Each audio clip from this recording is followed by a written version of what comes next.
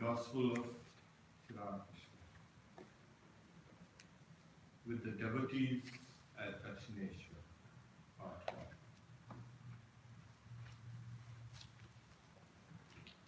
1. The Master says,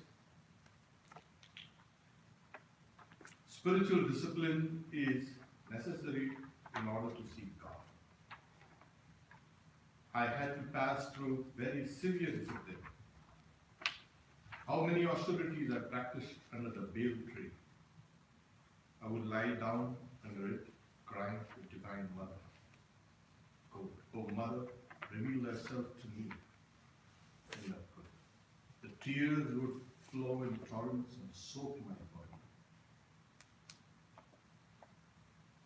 Spiritual discipline is necessary in order to see God, to realize God. And this is also meant for even divine incarnations. In the case of Sri Ramakrishna, it was his intense desire to see God that never let him go to any kind of formal spiritual discipline structure. There are various structures according to the various capacities, the mental capacities, mental and physical and moral also. That's important. You must know what is suitable for you. We might take a path which is totally kind of say, like the Sanskrit word say, viloma, as the antithesis of your own nature. And you get stuck up for years and years because you're not on the line of least resistance. If you have very intense love for God, like what it is called Vyakulata in Sri Ramakrishna's case, it's a different question. But for 99.99% of cases other than divine incarnations or very highly evolved, ever-free beings, one will have to go through spiritual disciplines. And over the years in India, people have been experimenting with various religious doctrines and spiritual practices. So the moment you put an immense amount of time and energy in a particular field, any field, that field grows. Take for instance, if nobody was scientists today, we had some very great scientists in the 15th century and 16th century, that's enough. Science wouldn't have grown. The very fact that science or any other field is growing because you have a body of people actively researching and experimenting and delving deeper and deeper into those. In a similar way, in the internal world, when you have a huge body of people actively involved in trying to understand the nature of the mind, the nature of consciousness, and the nature of reality, you get a huge data on this research. Why? Because the primary aim, religion, what is religion? It's realization. It's not something called faith or belief or doctrine. It's realization. And this is what drove this whole spiritual, you can say, traditions and cultures that has become so vast. One must not know where one exactly stands and what path one needs to take. And once you've pinned down, this is what I am, and this is the best path for me. Of course, you are helped by a guru who gives the broad outlines, the very broad outlines. But the details have to be worked out by you yourself, no one else. And this is what constitutes spiritual discipline. It's a transformation of the personality. You cannot retain your old self and say, I want to see God or realize God. It won't happen. You'll have to completely change yourself. Your body undergoes changes. Externally, it might appear the very same thing. Like Sri Ramakrishna gives examples of, cakes. There are some cakes with sweet inner fillings. There are some which are kind of ordinary, like dal, lentils, filled with lentils. You won't know what's inside, what exists, what is there in those cakes as fillings until you chew on them or bite on them. And then you go, ah. So similarly, the external might appear the same thing. Oh, there are, of course, discernible changes outside. But internally, Swami Vivekananda says, new channels are created. The mind and the nervous system and all these things radically undergo change. And one's personality gets transformed. Why is this necessary? Why can't I be the old self and live? No, it can't be. You are not the proper receptacle to hold on to any spiritual experience. It might hit you so hard, you might even not know what hit you. You might come down with ailments, you can't even know what's it is. Nobody can diagnose it. One time, Sri Ramakrishna, he goes to a doctor, and the doctor's friend who was there, he had come from a part of East Bengal. And in that doctor was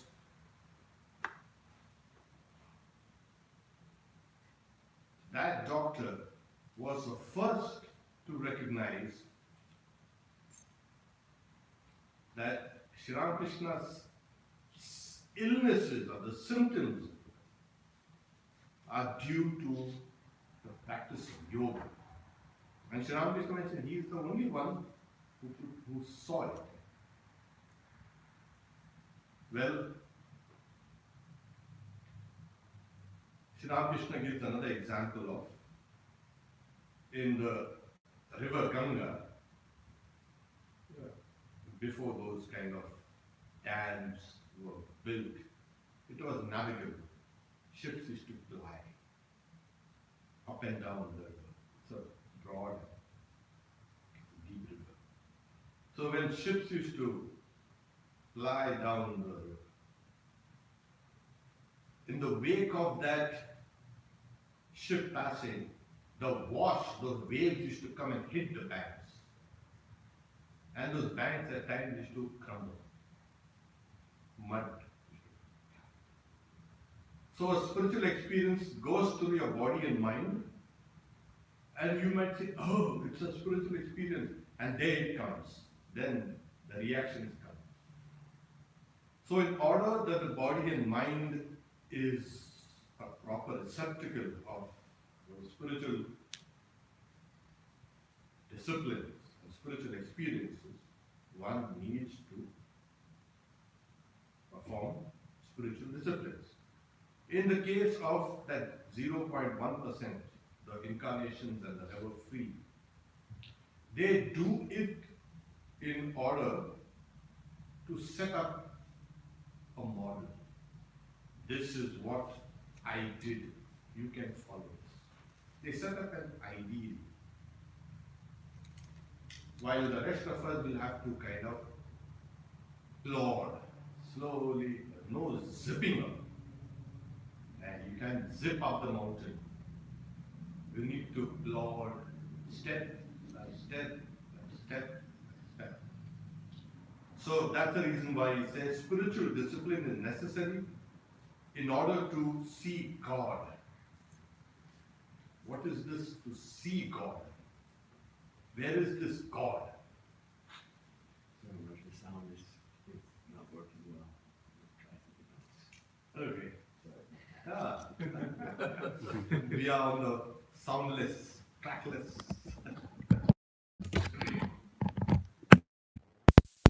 I think you all can hear me. Yes. Oh, yes. Carry on. I'll ask them if it's better. Okay. So what is this seeing God? Is it going someplace? Yes, of course. It's going within you, within oneself. That is important. It's not something, a post-mortem kind of event for you. You die and then you go see God somewhere in some clouds. Well, that's not what is seeing God. The whole process of spiritual practice is going within. It's the whole process of transformation and the whole process of renewing. If you have noticed some of these pujas, the worship that we do, the pujari, the worshipper, has to invoke first the divine within oneself, then invoke the divinity in that symbol or picture or the form, and then you can worship, not before that. So there is a saying, Devam Bhutva Devo Jajet. That is, being a god, you worship God. When Sri Ramakrishna used to sit down to worship, the whole temple was full of such intense vibrations. Palpable, people could feel it. It was as if, they say, Vishnu, God Vishnu, sitting down in worship. So it was frightening to even many people, kind of that intense atmosphere. So ordinarily also in rituals, one has to have that kind of attitude, which is a divine attitude. You need to, all your limbs have to be kind of energized, transformed. Your mind has to be transformed. And then you worship, and then you realize. And after the worship, what do? You withdraw that divinity which was outside, back within you. Okay? So you are worshipping something which is internal already. You take it out during worship, and then you put it back in. So spiritual discipline is necessary in order to seek God. And sometimes, in many cases, not sometimes, it takes lifetimes. Oh yes. And we have passed through many lifetimes. It is not some kind of fast food restaurant. They go and drive through and pick up and go. Yeah. That won't do in spiritual life. It takes time. It takes maturity. It takes hard will. It takes discipline. So spiritual discipline is called sadhana. Is it necessary? He says it's necessary. It's absolutely necessary. Then you may ask, what about grace? Yes. Once you keep practicing, you'll get divine grace. And it comes in various forms. The wind of grace is always blowing, Sri Ramakrishna says. You unfurl your sail and catch that divine wind and move ahead. Sri Ramakrishna also said, you take one step toward God, God takes 10 steps towards you. This is your only support will be God. No one in the world can help you here. You are completely alone.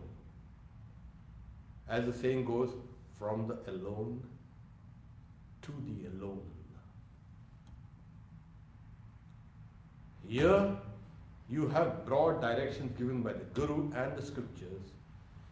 As you proceed, nothing in the world, because you have discarded many things of the world already.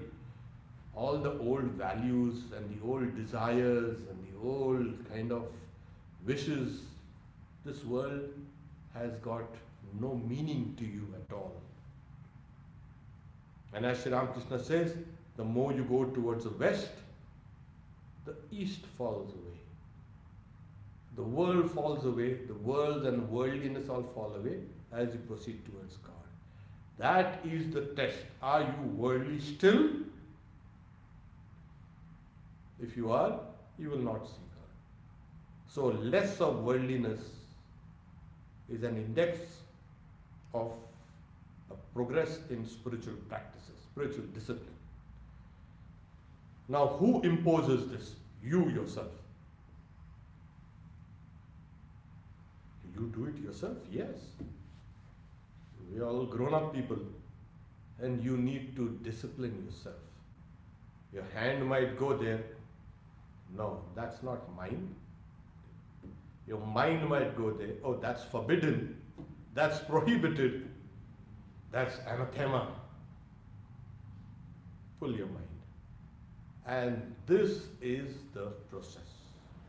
Once you've gathered in your mind, you're focused inside, all your energies also becomes very strong, dominant. This is important. It's not, they are not kind of, they are haters of people or haters of the world. They just wanted you to conserve your energies and redirect them to a higher channel. The whole idea of spiritual discipline is this. Conserve your energies, focus them upwards. So from the lowest, and if you look at it from the standpoint of the various chakras, or various lotuses of the yogis, you go from the very basic, from the very gross worldliness towards higher and higher and higher aspects of existence. And when you've come here, saying, yeah, there is always a chance of you falling down again. Ramakrishna says. You come up here and here and here. After you come here, then you're saved. This. So in order to kind of encourage us, he says, see, I had to pass through very severe discipline. He never knew when it was day or night. He spent a whole night in spiritual discipline. Yes. And so intense, he used to weep. Floods of tears used to come. He used to sweat blood. And there are times when he never knew that it's time for food also. Somehow he was fed by someone. They used to kind of push something in his mouth. So, Sri Ramakrishna himself had to go through very severe disciplines. Now, you say, if Sri Ramakrishna is God, why is it necessary?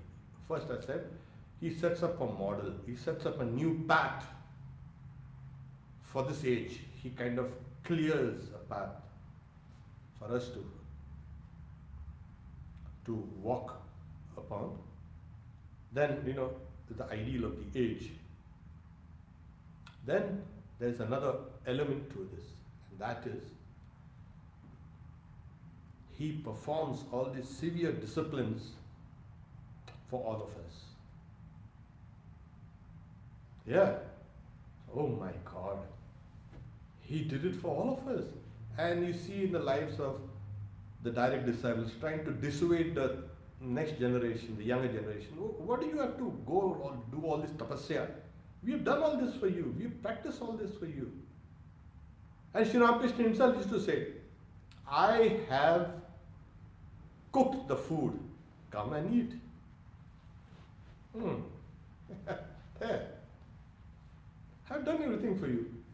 Swami Shivananda Mahapurush Maharaj said, he has awakened, not only people practice to awaken their dormant powers, their kundalini, he awakened the world kundalini, the world powers, the world dormant spiritual powers. That's what Sri Ramakrishna did. Oh, he practiced spiritual disciplines. Yeah, through that he awakened that spiritual powers of the universe.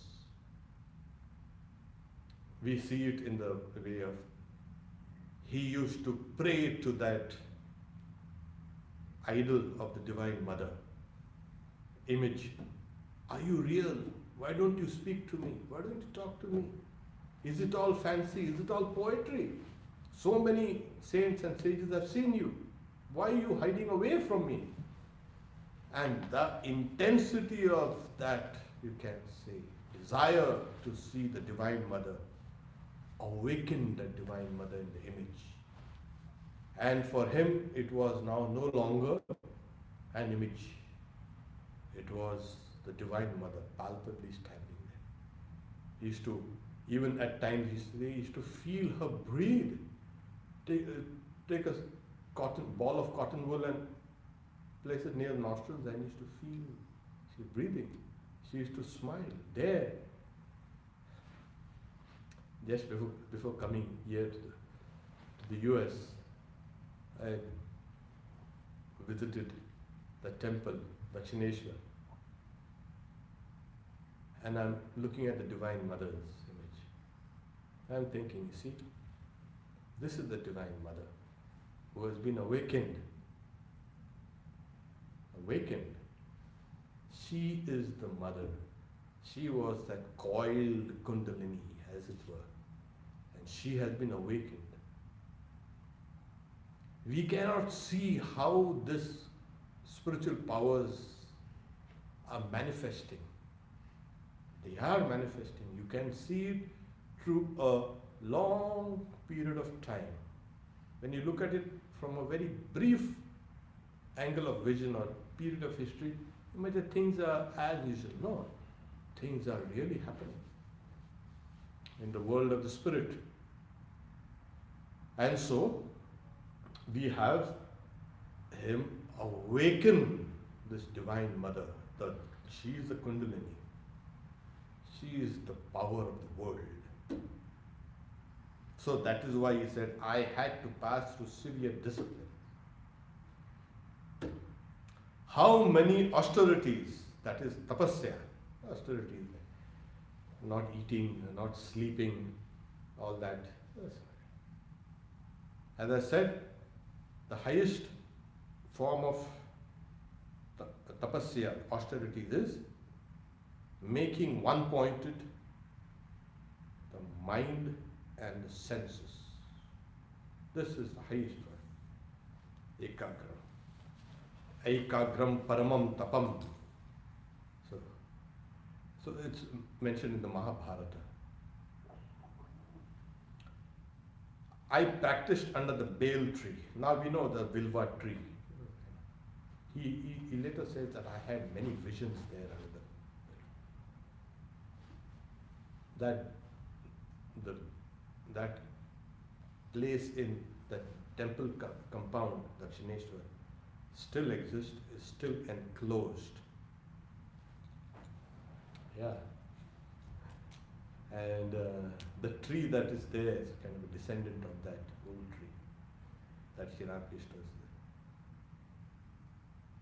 is It's a little away from the bank of the river, right down in Sri Ramakrishna's time. It was hidden behind a dense kind of grove of trees, pine trees, etc. All these things were there, and it was there. So it was kind of completely cut off. People never used to venture there, even during the daytime. It's a completely isolated place. I would lie down under it, under that. It's a sacred tree, and you know, those leaves are used in the worship of Shiva and also the Divine Mothers. Considered very auspicious, holy. He's saying, I would lie down under it, crying to the Divine Mother. Now, crying to the Divine Mother, you see, even we have cried, oh Mother, but our weeping, will last for about 1 minute, maybe 5 minutes, or 10 minutes, half an hour, and then we are just exhausted. We feel good after that weeping. It's good in a way because Sri Ramakrishna, weeping for God, cleanses the soul, cleanses the dirt of your mind. All the past karma is kind of washed away by the tears of love for God. So it is. But we don't have that stamina to say, you weep for 24 hours? And if you can weep for 24 hours, Sri Ramakrishna says, you will see God. 24 hours. 3 days, he said. If you can weep for one whole day, you know what happens to your body and mind? Try weeping for anything. Oh, and especially weeping for God. Oh God, I want to see you, I want to see you, I want to see you. And after some times, right now I'm feeling hungry, I think I shall go to the pantry. I'll take up my weeping a little later after I've eaten something. There. So, weeping intensely. Now, weeping, the tears that roll out of 3 kinds. Now, tears are of 3 kinds. Tears of shame, tears of fear, tears of joy. Now, all these tears, they come from, they squirt from these tear glands here. Tears for the vision of God, the power tears, they roll down from the corners of our eyes. It's not this water, the teardrops have gone there. Actually, it comes out. And it comes out, and in Sri Ramakrishna's case, his whole shirt and his clothes used to get soaked. You know, sometimes there's a fit of laughing. Sometimes somebody cracks a joke and you laugh, and then laughter is contagious. You know, with all this coronavirus and all. So laughter is contagious. Like yawning is contagious. One guy yawns and couple of guys around him, they also yawn.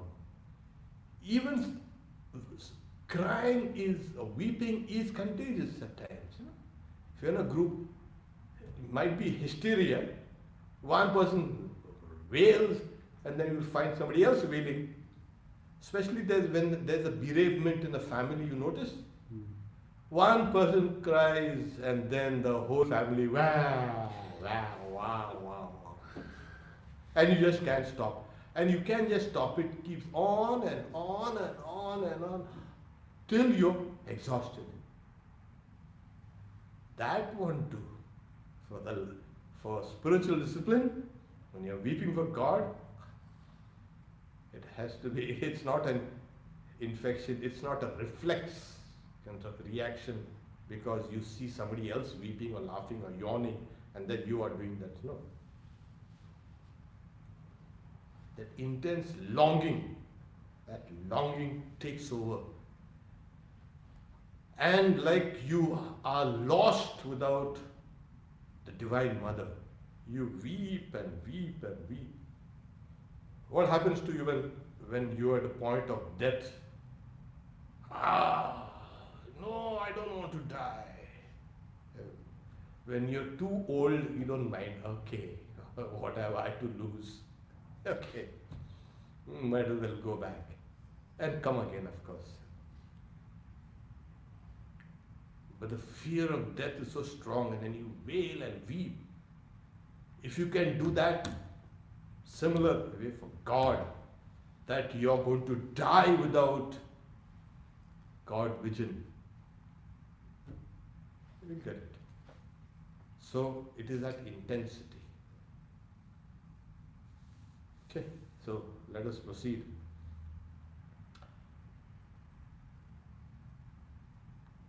So crying to the Divine Mother, "Oh Mother, reveal thyself to me." This is what it is. Reveal thyself to me. I want to see you. And like you are right on the edge, on the cusp of kind of breaking through. And there's something that's kind of holding you. What do you do? No, I want to go. This is that kind of intensity that's required.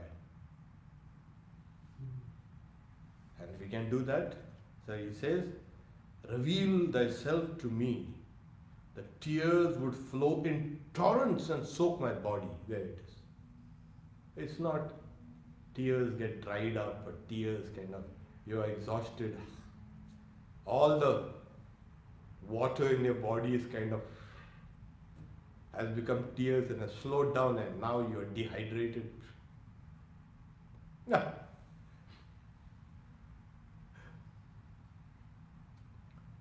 So what happens is, this is how we need to proceed with spiritual practice. This weeping for God so intensely doesn't come in a day. You weep little by little. Let it build up and up and gradually. So Sri Ramakrishna, when he says, I was intensely weeping, that was the momentum was building up over the months, and for him it was months. And if you look at it from here, when he was young, it was building up over the years. Similarly, we also need to build up a momentum gradually, slowly. And then, and that moment when that you reach the peak and you just cannot take another step anymore, you burst into tears. You kind of surrender. That is what is required. I just cannot take a step anymore. I am completely wasted and fatigued. I don't have any strength. I can't even lift my finger. And then you know the dependence on your own strength has been crushed. You weep. That is surrender. And you weep and weep and weep. And then you are lifted up. And then you keep on weeping and weeping and weeping. Then you weep for joy. That's the idea.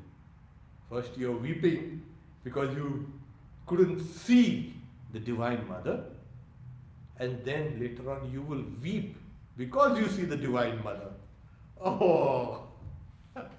But like I said, those are the tears of joy. Tremendous. Yeah, this thing is kind of, it's a huge topic. In the Vaishnava scriptures, it's called a kind of a viraha. Like Narada is a divine sage. I won't say was, is a divine sage. And even today you can see Narada. Okay. So these are the immortals. When he was young, Vishnu appeared in front of him. We are very young. You are the child. And then that vision of the Lord was withdrawn, and he spent an kind of anguishing time trying to recapture that, or re-experience that vision. So, don't be very sure, oh, I've seen the Divine Mother now, and the mother kind of, then she plays with you a little. There's a kind of slight screen that comes, and then you kind of search and look and pray again. Why do you keep yourself away from me? And then again the momentum builds and builds and builds. Again you see. Okay?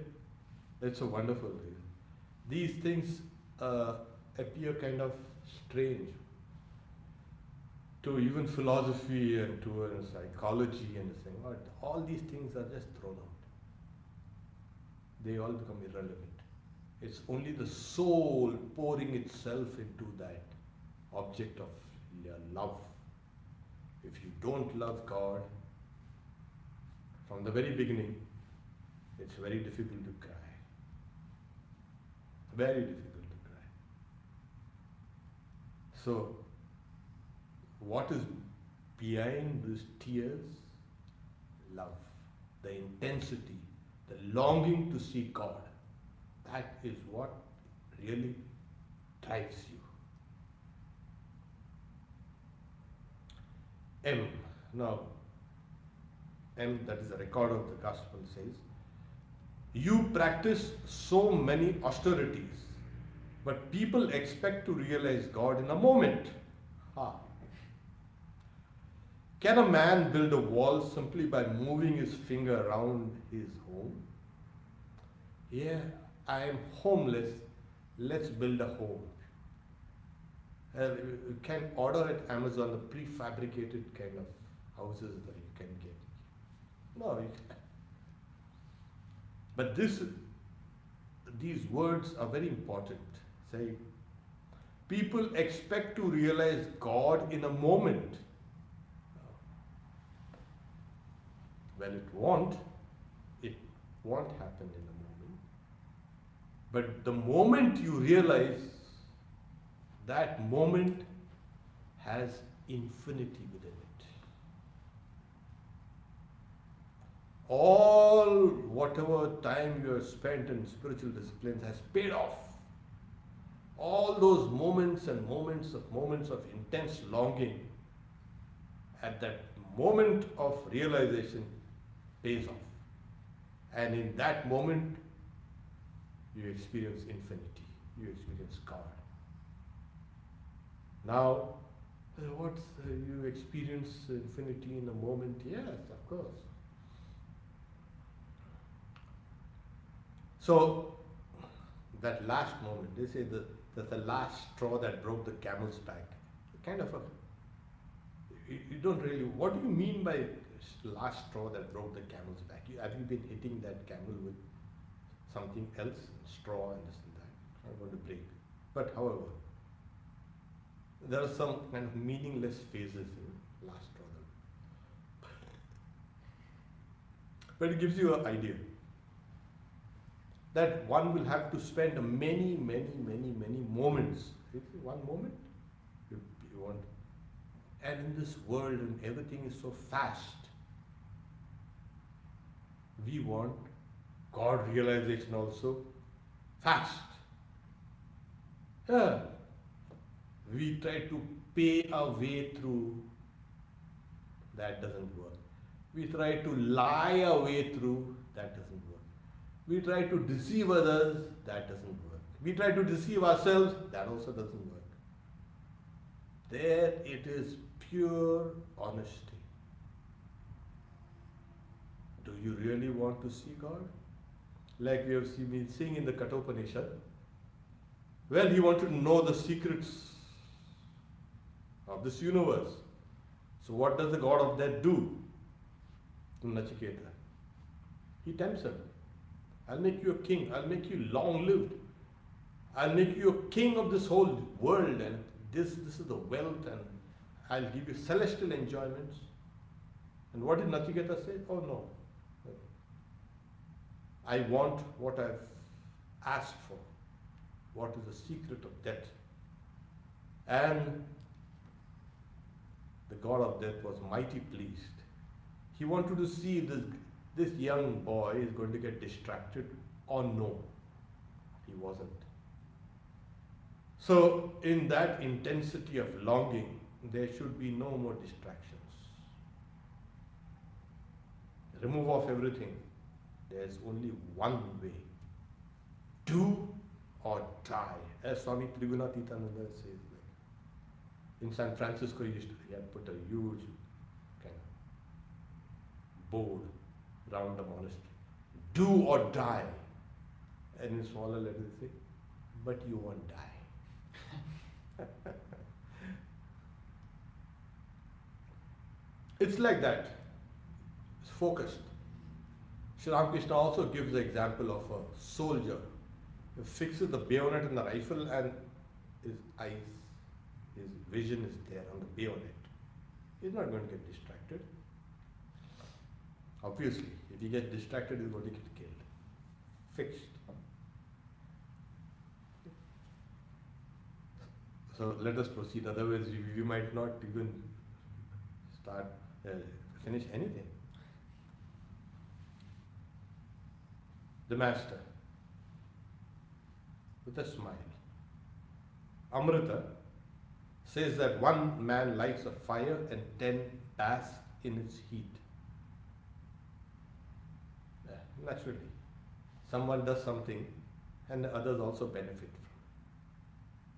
it. Who is this Amrita? Amrita was he was a member of the Brahmo Samaj, one of the, you can say, organizations, that religious organization, socio-religious organization that Sri Ramakrishna used to visit, and many of his future disciples were also members of that. Swami Vivekananda, for example, Swami Brahmananda, they were all members of that. So he was also a member. He was also one of its important, you can say, musicians. He also, I think, I'm not very sure, he had composed songs and he used to sing songs.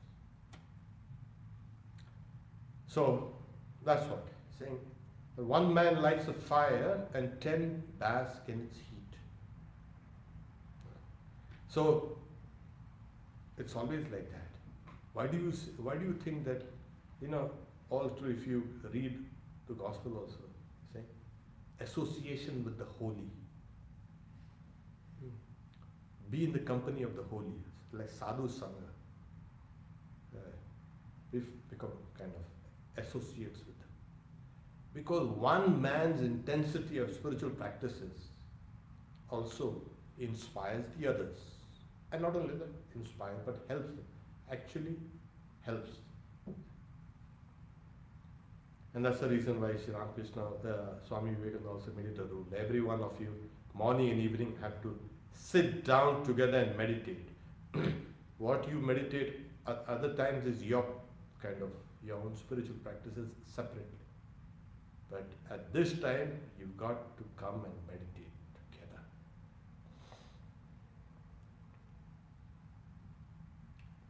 I want to tell you something else. It's good to remain on the plane of the Leela after reaching the Nitya. So Nitya is the absolute. The Leela, the play, is the relative. They are both aspects of that reality. The Nitya and the Leela are the aspects of the same. So he says it's good to remain on the plane of the Leela after. So after reaching the Nitya.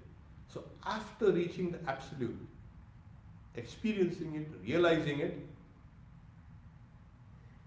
then you come down and see the whole world as transformed. This will not appear as it was before. Everything has changed. There you will find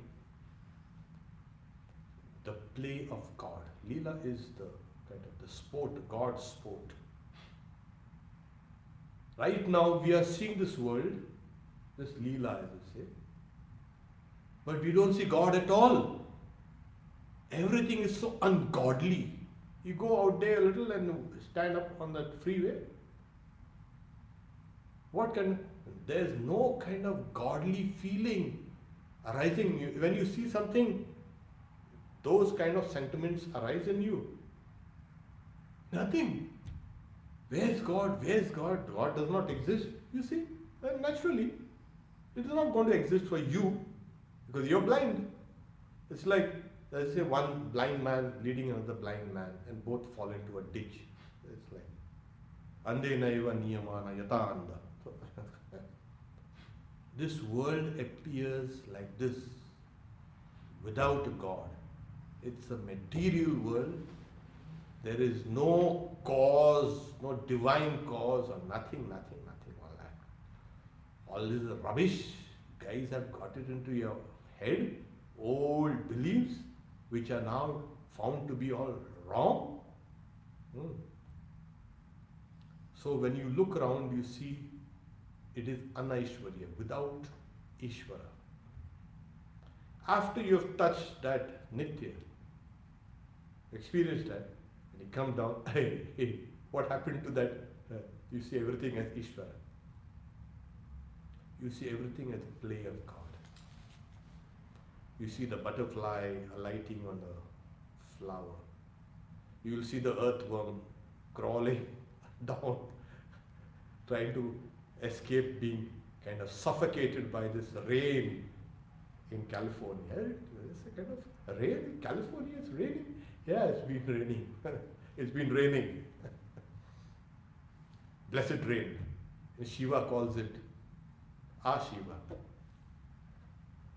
Liquid sunshine. So, you'll see not the life and death struggles of creatures, but you'll see the play of God in that. The whole thing will come transformed. This is what Sri Ramakrishna says. It is good to remain on the plane of the Leela after reaching the Nitya. It's very important. So, if a person says, you see, Deenanath, there is no God. And what do you say? Suppose, so you say, have you seen the US? Yes, I've seen the US. I'm living in the US. What do you mean see the US? Yeah. But you cannot say completely that I know the US. You haven't gone to every square foot of the US. You've been there. I'm there. So knowing one small part of that reality gives you the comprehensive experience of the whole. And suppose you say, that guy says, there's this world that you are seeing is the Leela, it's the play of God. And maybe you're kind of deluded. Say, no, even I used to be like that, like you. Now I know, I'm wiser. So it is not a belief, it is a direct perception. This Leela, which is now enacted in front of our eyes, as if without God, as if the laws of nature, as if the laws of karma are kind of playing out and all these things. Yeah, we see, no? Material laws, physical laws, as you say, laws of physics and chemistry and all the scientific laws and all these social laws and this law and that law and psychological and this and that and all these laws, suddenly they disappear. And there's only the Lord. That is what is called everything works according to divine will. Before you can understand this, it's wrong to say everything is God's will. You've not even understood some of this Leela that's going on. Then you can confirm, yes, everything, Sri Ramakrishna says, not even a leaf moves without the will of God. This is what is called Leela. And this is the state of liberation in life. It's called the Vijnana, the state of Vijnana. And it's very important. The Nitya, as when it is experienced, you come down, see this play of God. No longer this world appears as material. No longer the world appears as mechanistic or kind of chemical or this, that. Everything is the Lord. And you'll see the Lord playing in everything. Sri Ramakrishna, once he said, he saw a small insect called a dragonfly. Some kind of naughty boy probably, or maybe it got kind of pierced with a wooden splinter kind of in his tail.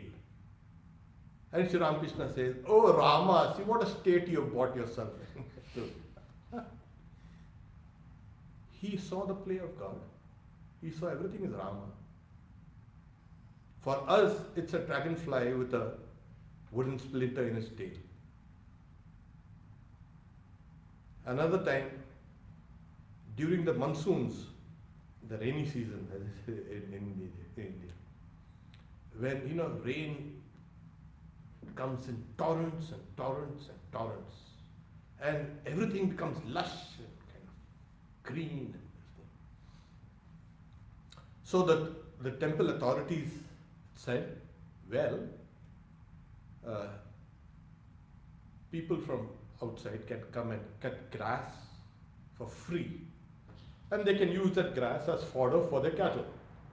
So there was one person who was a little greedy. He cut so much grass and he bundled it and he's trying to lift it. The old man, he wasn't being able to lift it. He lifting it, dropping. And Sri Ramakrishna says, so much knowledge within, but so much foolishness outside. That's what we are now. We have the seeds of everything, but so much foolishness outside. We might as well drop that foolishness and go straight towards God. I think we can stop here for now. Om Shanti Shanti Shanti Hari Om Tat Sat Sat